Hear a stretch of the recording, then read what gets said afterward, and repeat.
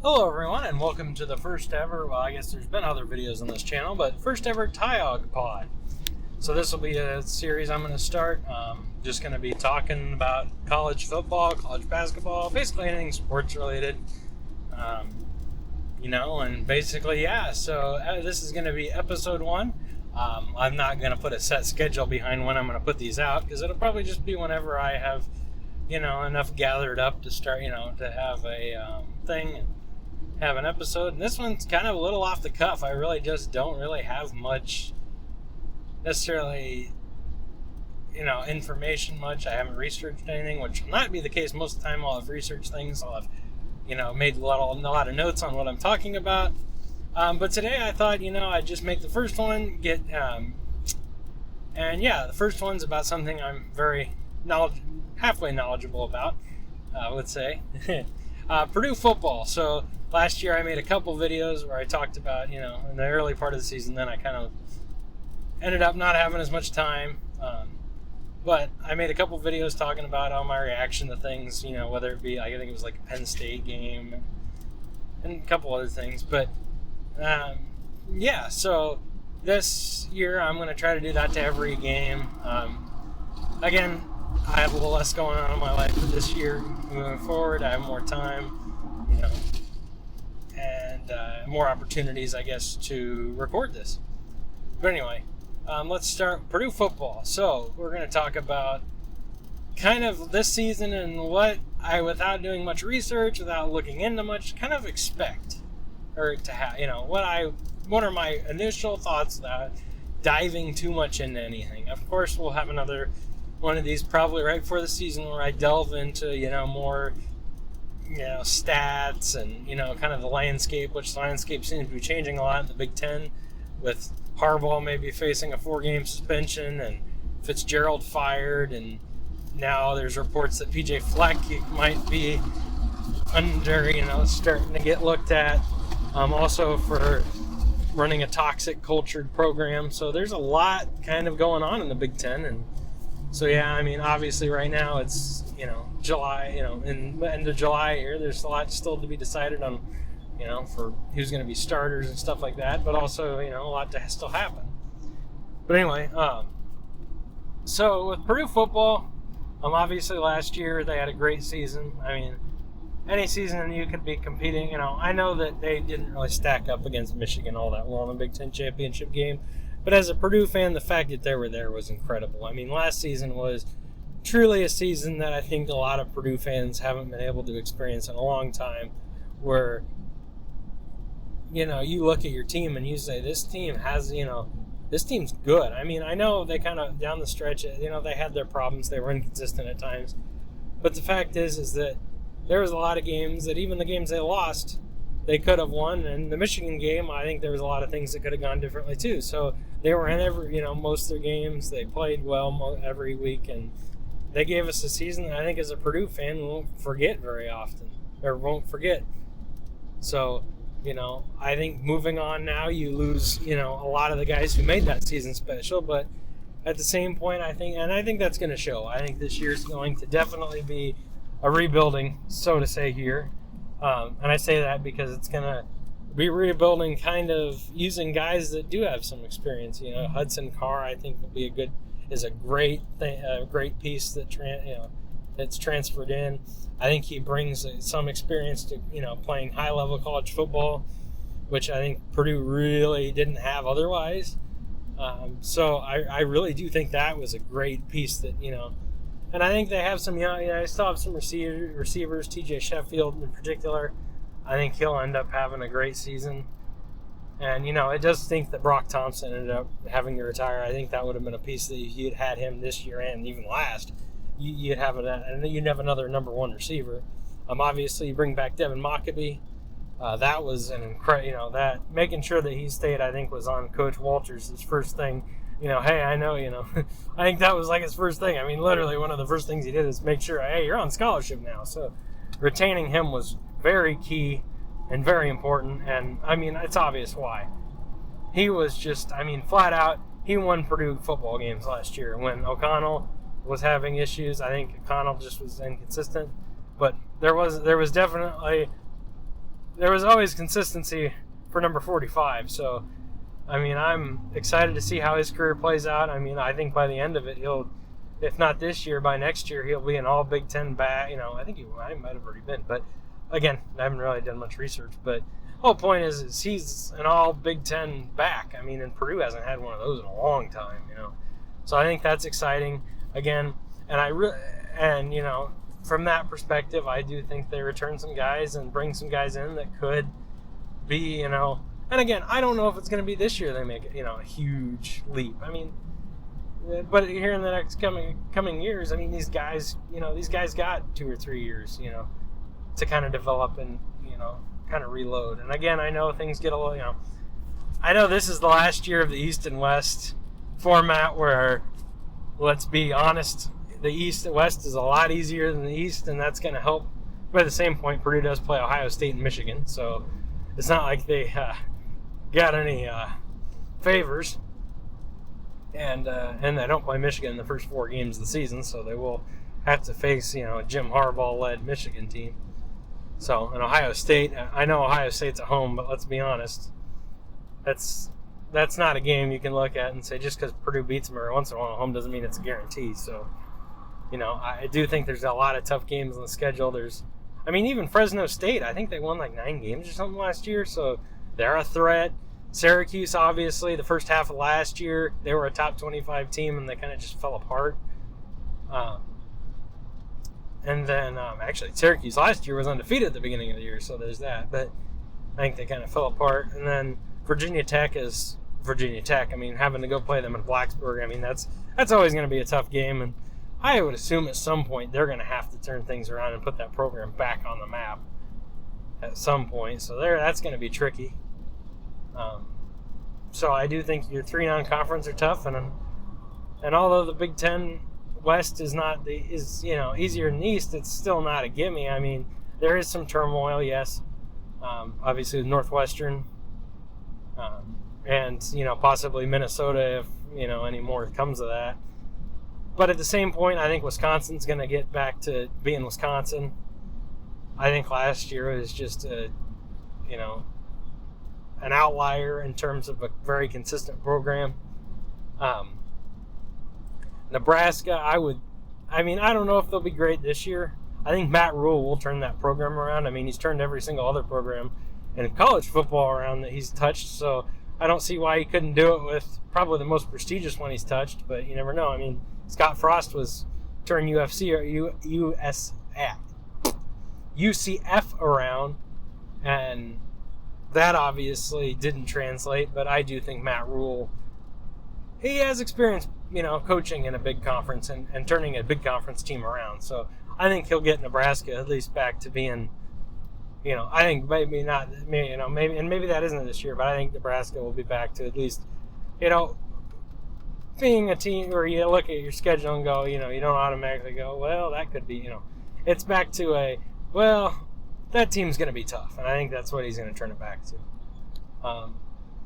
And Iowa, that's never a gimme there. That Iowa team, sure, Purdue has played well against them in the last, even going back even a decade almost. I know they don't have as many wins in a decade, but they've played a lot better Iowa teams. A lot worse Purdue teams have played them tough or won. So but at the same point, Iowa's a really good football team, but we'll see. Who else am I missing? Illinois should be improved. I think Brett Bielema's got that team going in the right direction. I do think it's going to hurt him that he lost his defensive coordinator. That's what really made them just so much of a threat last year. Because if you look at the big games, they almost won Michigan. They won that game. They almost won that game solely on the fact that their defense just played well.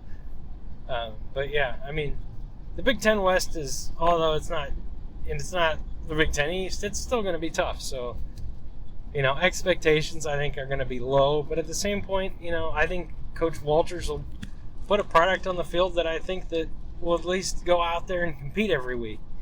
I don't know if the win total will look great at the end of the year, but at the same point, I don't think that's 100% the goal from this year. I think the goal this year is to develop guys, get guys playing well, and I think the main goal is to have a lot better football team by the end of the year than what you started with. So I think if, even if they are 4-8, 5-7, or even heck 3, maybe not 3-9, that's still kind of be disappointing. But even then, if, down the stretch they start playing a lot better football, you can live with that, because at the same point last 2 years as Purdue, you won 17 games, which, whatever. And I think again, Coach Walters is definitely laying the foundation for this team to, become good again, and to keep up what Brom started. I really do think that. I think that he brings in a culture where, and I think he's going to really improve the defense. I think he's going to improve, some of the shortcomings that Purdue's had historically, which are the, not being able to, when the passing game isn't working, which of course, Purdue's always going to be a pass-heavy team. That's their DNA. I mean, that's what wins them football games. But at the same point, the fact is that it was boom or bust sometimes, where if the passing game was off, you're basically screwed. And I think that hopefully can maybe come to an end here, and maybe we can Purdue can start getting a rushing game going that can help the passing game when it's a little, when it's hiccuping. So, yeah, I think Walters will put that in place. And again, I really do like the culture he's bringing in. It's kind of the same way, I was excited to see him hired, and I'm excited to see some of the assistants they brought in, because I knew that, again, he's going to keep the same culture of whatever. Obviously, he's a young coach, but he's been successful where he's been so far, so, he deserves a chance to get, a big-time, bigger program in Purdue. I mean, obviously not a giant like Ohio State or Penn State, but they're a Big Ten football team, so, yeah. Yeah, I really do like the culture. I think that, and I will say this, I think he brings in a culture that, and he knows how to coach, really, and I'd say that's, Jeff Brom brought in a culture too, where it was more, and that was the biggest thing I noticed. I mean, I will never forget Jeff Brom's first game. I mentioned this, I think, in that Penn State video I made, is that in his first game coaching against Louisville, Lamar Jackson was on Louisville. He was, just off his Heisman season. It was the first game of the season, and Lamar, they're keeping him in check, and then all of a sudden, things start to go bad. I think it was an interception return for a touchdown, and what does Purdue do? Instead of just sitting there hanging their heads going, well, okay, there was our chance. Now what do? They say, okay, well, we messed up, let's move on. They go down the field and score a touchdown, which was, a touchdown in the fourth quarter. I mean, it did end up winning them the game. But in that moment, in that time period, I saw such a shift from how it had been the last, 8 years. And that's not a knock toward... I will say this. I think Darrell Hazel gets a lot of crap, and deservedly so. I mean, his record definitely does not lend itself to getting much slack based on how the team performed. But I will say, I don't think Brom could have walked in here and did what he did without Hazel first doing what he did. I think when Danny Hope left, there was a lot of problems with the Purdue football program. There's a lot of guys here that just, they were good players, but I just don't think they really fit. And I think that there was a lot of things that needed to be changed. And I will say, Hazel changed the culture.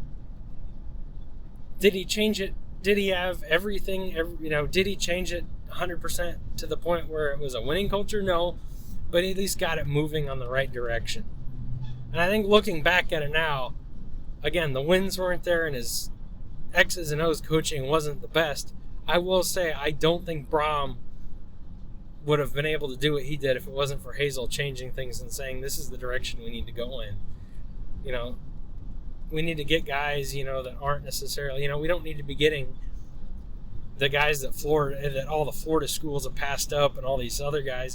Instead, why don't we go after guys in the Midwest who want to play for Purdue, who want to do things, like Jackson Antrim, a guy who's from Lafayette, who you can sit there and say, okay, he has some talent. Let's worry about that kind of guy. Or, David Blau, a guy who probably doesn't have much, offers, but Hazel saw, okay, this guy has an upside. And I think that was really important, is that he started finding guys that were going to be team players. And I really do think that allowed the culture to shift from some of the late days of Hazel or some of the late days of even Joe Tiller and Danny Hope's, tenure. It changed from these guys that just, were leftovers and scraps to, let's go out and find the guys that, let's go out and find guys not only from the Midwest, but, whatever. So I think that he did change the culture. He didn't quite get it. He didn't quite change it enough to start winning, but he did the first steps. So at the end of the day, I think that Coach Walters will continue that going in the right direction. I mean, I'm not going to sit here and say, Purdue's going to become a national powerhouse, because that is huge. That is way unrealistic. I mean, to be completely honest, if we can get it so most years are going to a bowl game, as a Purdue fan, that's all I can ask for. And every once in a while, you have a special season where you have a couple guys who, end up being legends, and you pull off a couple big wins you shouldn't, and and every once in a while, and every blue moon, you end up finding yourself in a Big Ten title race. I mean, that's all you can ask for, and that's what Jeff Brom did. I mean, he got it so that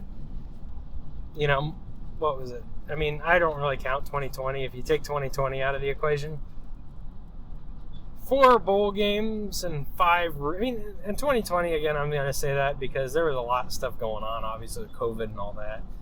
But I think so. If you really look at it, 4 out of the 5 normal seasons that he had at Purdue, they weren't playing in bowl games, which is pretty dang good. I mean, the only one who's had that sustained, there's only a couple coaches in Purdue history of that sustained amount of success. So, and that's why when he left to Louisville, I wasn't one of the people mad. I looked at it this way. He has a chance to go home and coach for the team that he played for. I'm not going to fault him for that. And I think that, and again, a lot of people were mad, but it's like, I understand why he's going back. He wants to go bring them success and put Louisville back out. After Lamar Jackson left, it's just been a team that hasn't been that great. And I think Coach Brom wants to change that. So, again, all the best to him moving forward. I will watch, I'll try to watch a couple Louisville games this year, and I'll be cheering for him because, again, what Jeff Brom brought here, we haven't seen in, close to 20 years, and that was Purdue actually having a chance to win a Big Ten title. So, at the end of the day, yeah. Well, anyway, guys, I'll stop blabbing. I know I am a little bit. And, again, that's the problem when you have an unscripted, just podcast. But, again, I thought I would do this just to kind of introduce the concept. And again, this podcast won't always be about college football. It could be about anything, baseball, basketball.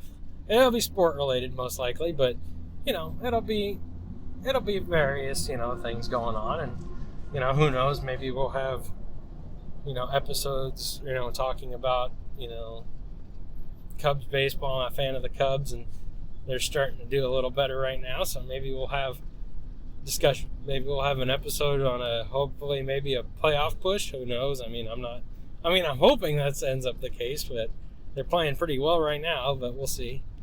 And yeah, but anyway, guys, thank you so much for listening if you've made it this far. And, I'm not going to be one of those people that sits there and says, begs for likes and subscribes and all that crud. But, if you liked it, go ahead and throw it on there. That tells me that, this does actually entertain people and whatever. So thank you guys so much for listening. I don't know how I'm going to do the visual part of this yet. I might just throw a logo or make a logo or something small or something, whatever, just something to put on the screen. But again, this is going to mostly be a podcast and it's just going to be me, just talking and having fun. And yeah, that's basically the thought of it. Hey guys, I will see you next time on the next Tyog pod, and yeah, see you then. Bye.